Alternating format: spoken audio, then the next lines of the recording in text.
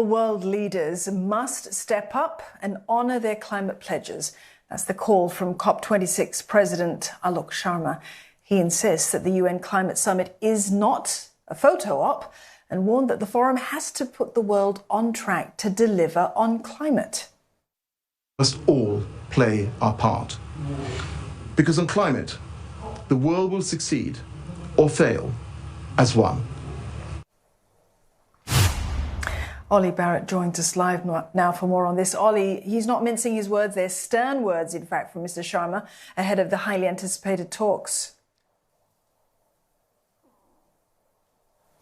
That's right. I think what Alok Sharma is trying to do here is to encourage world leaders to do more, to live up to commitments they've previously made, to go further in some cases than commitments that have already been made when it comes to climate change and dealing with it, setting out very stark warnings in that speech about what would happen if world leaders don't follow through, but at the same time mixing in some optimism that if countries around the world do come together in the run-up to and then at COP26, the summit in Glasgow in October, November, that actually some of the ambitions of those who want to tackle climate change can indeed be met. He did talk, though, however, about Paris 6 years ago, saying that the world must honour the promises that were made. He said that Paris should be the beginning of the road and not considered to be the end of it. He spoke a lot about the G20 group of nations as well, insisting that some of those G20 member states have come through with ambitious targets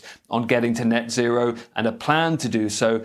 Others, he says, have not, and he includes China in that list. There is certainly a sense that the British government wants to make sure that COP26 is successful so that it can show leadership on the world stage, and Joe Biden, the US president, will be crucial to that. Boris Johnson, the British Prime Minister, certainly feels that with Joe Biden's support, they can chivvy along some of those countries around the world that they consider to be lagging behind. But many of those countries won't take kindly to being criticised by Britain.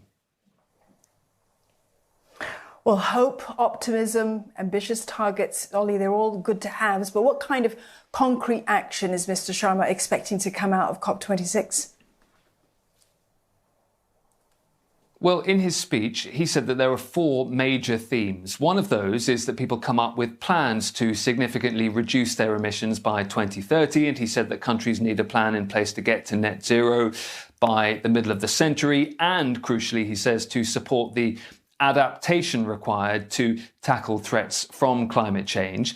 The second theme, he said, is that concrete action needs to be set out to deliver on those plans. He wants countries to come and reach agreements on reducing coal power, moving towards electric cars, reducing methane emissions, protecting trees as well. The third major theme, and this is something I think the UK currently feels quite optimistic about, is to get to that $100 billion target of pledges from richer countries to developing countries to help them decarbonise and deal with the effects of that. And finally, he believes that a negotiated outcome, is how the UK government is describing it, can be reached at the summit that paves the way for what the UK describes as a decade of ever-increasing ambition. So those are the broad themes. There's a lot of specifics that the UK wants to see achieved as well.